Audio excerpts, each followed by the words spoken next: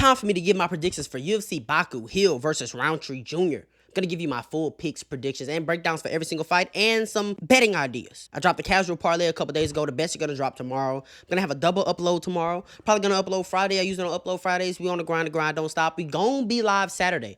Come check me out. Come tune in with your boy. We having a whole lot of fun on that side. Now look, let's get into the fights. The card opens up with a low-level heavyweight fight with Abdelwahab versus Usman. I'm rolling with Mo Usman, bro. And I'm doing it because Hamdi is not the fighter that was advertised when the UFC went and picked him up. Hamdi has popped for different anabolic steroids, and you can clearly see it in his physique and his cardio and his willing to impose his will that he is not the same fighter that beat Dontel Mays. He is not the same fighter that was on the regional. In his last fight against Jamal Pogues, he had 1 round of cardio. His wrestling looked fucking horrible. His hands looked even worse. And Jamal Pogues won that fight. That was a robbery. Jamal Pogues won that fight. I had no idea how Hamdi got his hand raised. That was a clear 29-28 for Jamal Pogues. Now, Muhammad Usman, he's not the better wrestler here. He might be the better striker here, but it's not by a far margin. He's not really good anywhere. But he's not going to gas out as fast as Hamdi. He's bigger than Hamdi. He has the length advantage, even though he rarely uses it. I'm just going to pick the guy I know who's going to work for all 15. Hamdi's not a guy who's going to work for all 15. After that first round, especially if he comes out fast, I don't know what he's going to have to offer in the second and the third, besides holding up Muhammad against the fence. Will he be able to do that? Time will tell, but I'm not picking a guy who is a steroid cheat and is clearly a different fighter off of those steroids, not even in the same stratosphere as the fighter he was when he's on the steroids. I'm picking Muhammad Usman. Moving on, we got Tagir Ulanbekov versus Azat Maksum. Team Habib's Tagir Ulanbekov. As of right now, Tagir Ulanbekov, I know the UFC says -290. He's like -360, and that's just a price I can't pay. I think the odds are too far for how competitive this fight can and probably will be. I think Azat's going to have the striking advantage. He's going to be faster. Tagir, really big for the weight class, struggles to make that weight. And we see that kind of affects him on fight night. He fades in these fights a little bit. Like I said, he's slower than his opposition. I think Azat's going to be able to tag up Tagir Ulanbekov. And it's ultimately going to come down to how often and how early can Tagir take down Azat and control him. I think eventually we're going to see Tagir come out here and start finishing people. You know, he's going to start finishing guys instead of just holding them on the ground and controlling them. Now, I do have to pick Tagir Ulanbekov because I think he is going to be able to take down Azat. But I think it's closer than what the odds are. But I am going to pick Tagir Ulanbekov. Charles Johnson kind of showed the blueprint. Charles Johnson has significantly better striking than Tagir. So he was able to set up those shots better. But at the end of the day, I think if Tagir gets his hands on Azat, he's going to be able to take him down. He's going to be able to control him. I'm going to be picking Tagir Ulanbekov. Now we got Irina Alekseeva versus Claudia Sygula. These next 2 fights are going to be pretty much the same breakdown for me. In WMMA, if you can control where the fight goes and you're decent in one of the areas, I'm picking you majority of the time, especially in this level of women's MMA. We got Irina Alekseeva, former Sambo world champion. I hope she was a Sambo world champion. I just didn't make that up. I know she was doing Sambo. Any fucking way.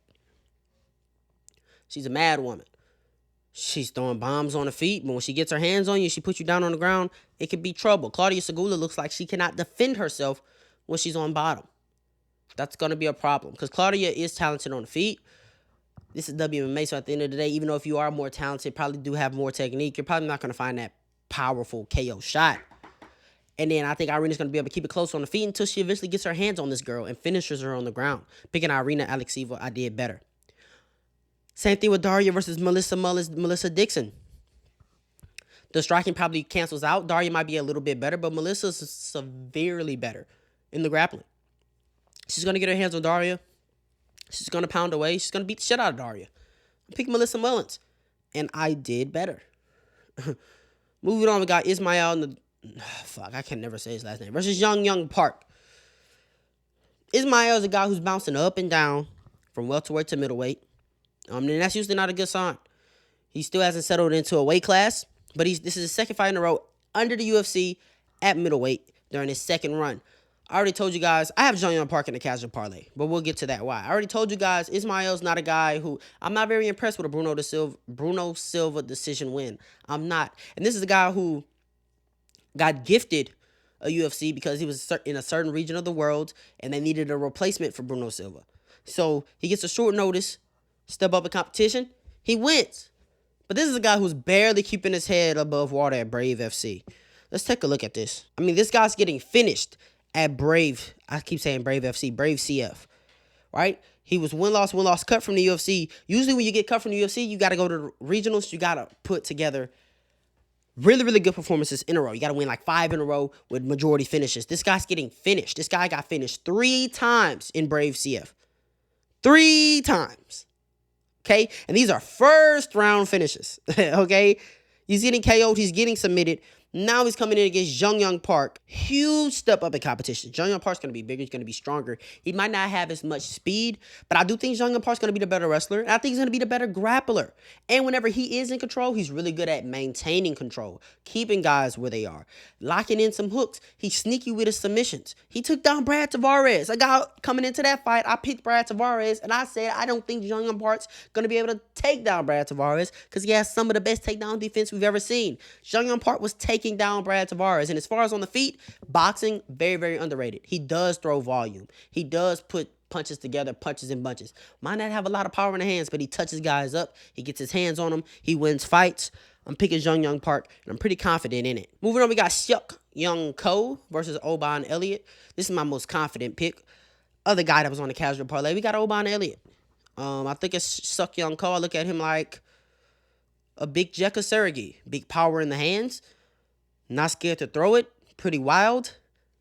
Pretty inaccurate. But when he does land, it can be problems. And we know Orolbai Elliot, we've seen him in trouble before.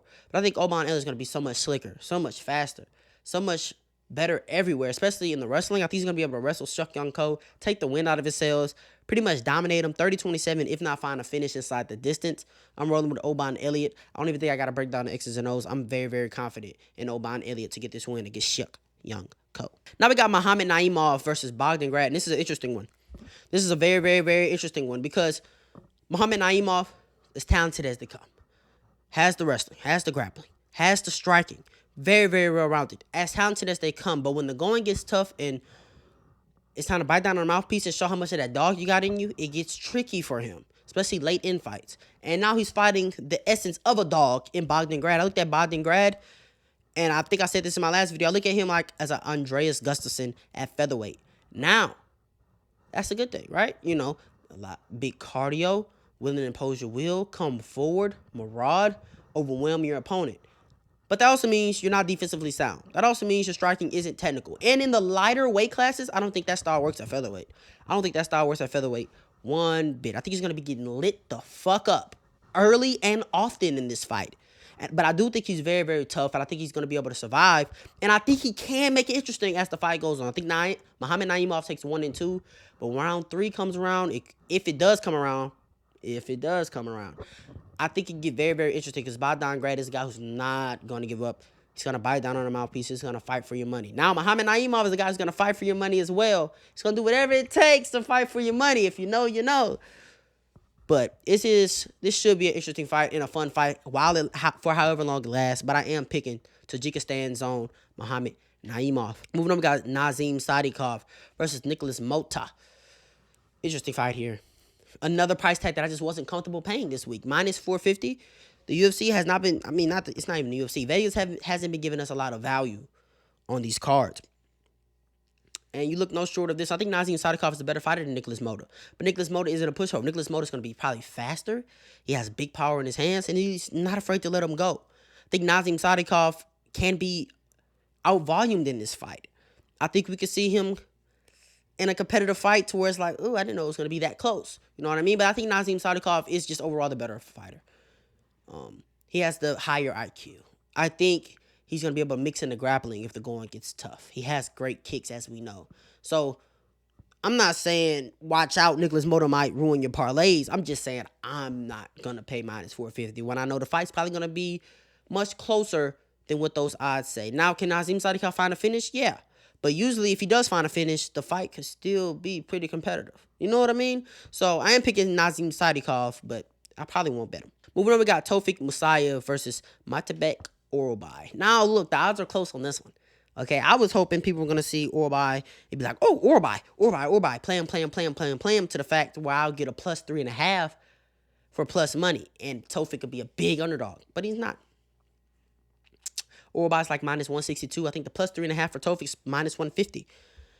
So I guess you guys know that this fight could be interesting. Maksum Orolbai, a lot of people are very, very high on him. And while I do think he's a really good fighter, at lightweight, I don't think he goes far. I'm seeing some people say he's going to be future top 15. I don't think he goes that far. I don't, because he's very, very slow on the feet. He gets lit the fuck up on the feet. No head movement, and he just relies on that toughness. He relies on just being able to take whatever his opponent throws and not be hurt. In his last fight, we finally saw him. He was getting hurt. He was getting dropped. He was getting lit the fuck up. He was getting both eyes swollen shut. You know? Orolbai, we know he has wrestling. We know he has grappling. We know he's a marauder. We know he comes forward with the pressure. We know he can't find submissions. We know he has power in the hands. But like I said, he's slow as all fuck on the feet, offensively and defensively, and Tofic's just isn't that. Tofic's lightning fucking quick with power to make you pay. Huge body kicks, huge teep kicks, big right hands down the middle, straight shots, fast. I think he's going to light Maksum Orolbai up early.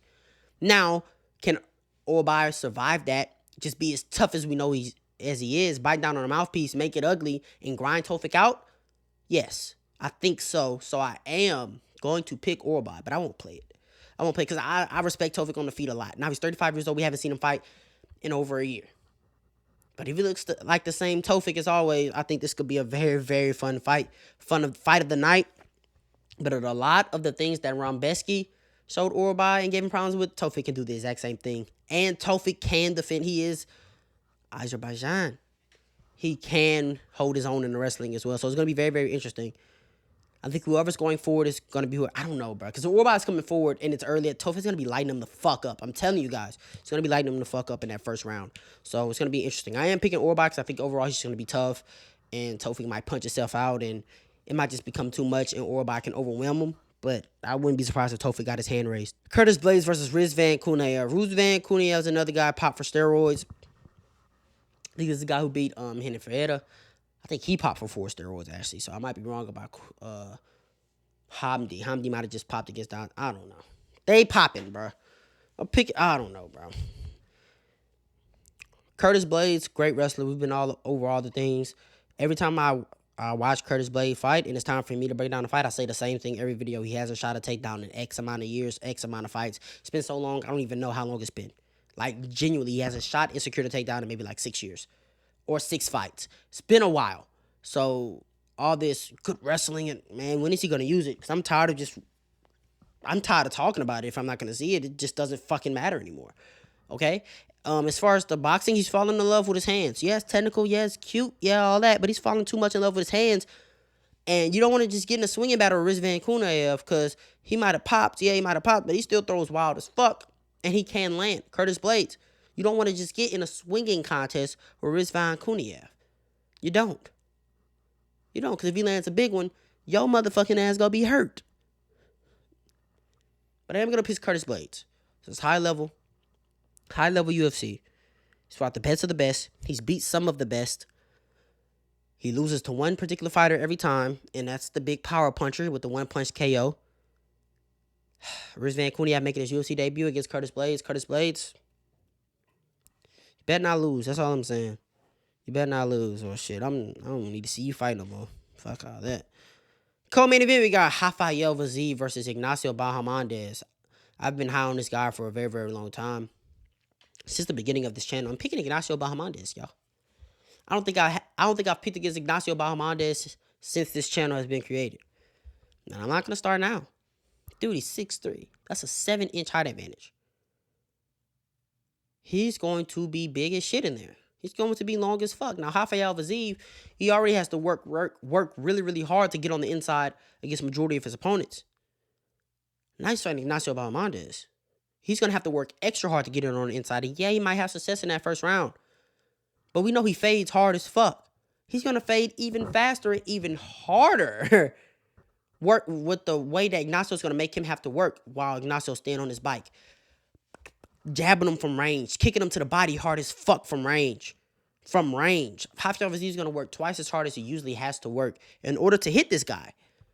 And the longer this fight goes, the more it's going to favor Ignacio Bahamondes because of that. And we're seeing Ignacio Bahamondes get better in each and every single fight. The power's there. He's starting to throw up submissions. Now, once his wrestling gets really like that, because he submitted Jalen Turner, I think he shot a takedown, ended up having a pull guard. Something along the line, or got reversed. Once that grappling gets there for real, this guy's going to be a fucking problem. I don't understand how y'all not seeing the talented Ignacio Bahamondes, and I think it's a part of y'all who feel bad for Rafael Fiziev because we know how good he really is. Like, he's really like that. He hasn't been given any favors as far as matchmaking, but we know he's really like that, and I think y'all are letting that let it sway y'all to Rafael Fiziev. I let y'all know on a video a couple days ago, I played Ignacio Bahamondes when he was plus 105. He's now minus 130. I'm all over Ignacio Bahamondes, and I think he can finish Rafael Fiziev inside the distance. Main event. This one's tough. Damn. This one's tough. Jamal Hill, quick turnaround after the Yuri Prochazka fight. I think 4 months. Or 5 months. So he was probably in camp. But, like, rather quick after that ass whooping. That was a lot of damage he took against Yuri Prochazka. A lot.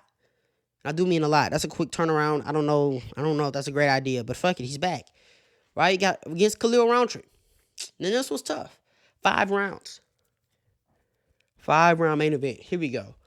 I think some of the things Yuri Prochazka did to Jamal Hill, I think Khalil Rountree could do the same thing. And it's really just the speed and the straight shots. Jamal Hill is not defensively sound. His footwork isn't the greatest. His reaction time is a bit slow, right? And his hands are low. His lead hand's always low. When he's throwing the rear hand, the lead hand's always low. That's just how it is. He's always subject to get countered. That's just the style he fights, right? He's all offense, not really thinking too much about defense. Khalil Rountree, high and tight guard, he's going to be winging straight shots, straight kicks. Now, Jamal was really hurt because it was the shots that he couldn't see from Yuri Prochazka, because Yuri Prochazka is really good at dipping in the angles. Khalil Rountree isn't as good as the angles, but he does have that speed, and he does have the straight shots, and he does have power in his hands. Does he have Yuri power? No. Does he have Alex power? No. I think those are the two heaviest hitting 205s we've ever seen. Yes, ever seen. And that's over Anthony Joshua, yes. RP. I think those are the two hardest hitting 205s that we've ever seen. So I don't really think it's a knock on you to get finished by them. But in the way, we can look at the way you get finished by them and be like, okay, yeah, that's a problem. And I think there's clear problems with Jamal Hill, especially his footwork, overstepping over his feet, shit like that. That shit ain't good. But the thing about Khalil, he can fade. It's all fast twitch. Look at him. It's a lot of muscles on that body. It's fast twitch. It's hoss. I don't know if he's built for 5 rounds. So if the fight goes long, I could see Jamal Hill kind of avalanching, bite down on a mouthpiece, getting the better of Khalil, and just out-voluming him to where Khalil has to start taking back steps. So it really depends on how long the fight goes. I think it does go over 2.5 rounds. I played it plus 100. Because I think while they both do have big power, I don't think they both have. I think they're both tough to where they can take each other's power for a while until one of them just can't anymore later on in the fight. You see what I'm saying? And I think a lot of people are saying Khalil Rountree's overrated. Participation trophy against Alex Pereira. Fuck that. I'm picking Jamal Hill. You know what I mean? And I think it's a little bit of Khalil Rountree's overrated. Jamal Hill's underrated because of his last 2 fights. So I really think these two are really even level. I'm going to be honest. I think they're even level. I think Jamal Hill, the 2 people he's lost to, I think we've seen that he's not going to be champion as long as those 2 are around. You know, those 2 being Alex and Yuri. And Khalil showed that he can't go to war with Alex, but he got to get better. He probably ain't going to be champion as long as Alex and Yuri is around. You see what I'm saying? So I think they're on the same level as far as that. But see, I still haven't picked up. I'm flipping back and forth. Like right now, in the moment, I'm picking who I think is going to win the fight. And I'm going to pick Khalil Rountree. I think it's just hard for me to ignore the footwork and the holes in the defense from Jamal Hill and the fact that speed really fucks him up. Now, I think Khalil's going to get tired as this fight goes on. And Jamal does get tired, but it doesn't allow it to affect the volume that he throws.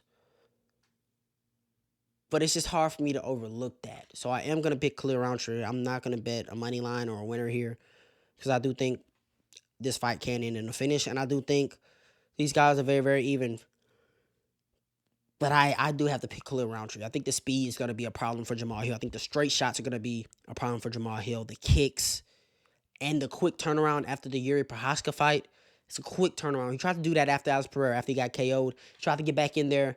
That relatively the same, 4 months after the KO. He's got to take some time off. I would have liked to see Khalil take some more time off, but I think it's been 8 months since Alex did it to him. I'm just not a fan of the quick turnaround with the holds. I question how much has he gotten better this camp?